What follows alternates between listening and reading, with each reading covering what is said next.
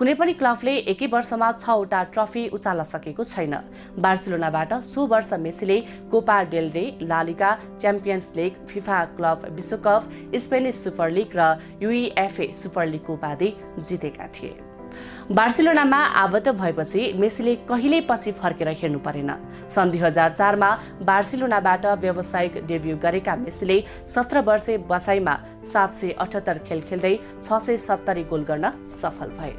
So क्रममा मेसीले बार्साका लागि 10 league trophy, 7 Copa del रे, 8 Spanish super cup, 4 champions league, 3 European super cup र 3 club विश्वकप गरी कुल 35 ट्रफी जिते।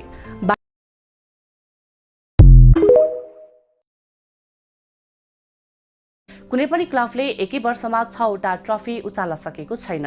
बार्सिलोनाबाट सो वर्ष मेसीले कोपा डेल रे, ला लिगा, च्याम्पियन्स लिग, फिफा क्लब विश्वकप, स्पेनिस सुपर लिग र युइएफए सुपर लिगको उपाधि जितेका थिए।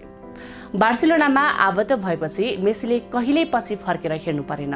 सन् 2004 मा बार्सिलोनाबाट व्यावसायिक डेब्यू गरेका मेसीले 17 वर्षे बसाइमा 778 खेल खेल्दै 670 गोल गर्न सफल भए।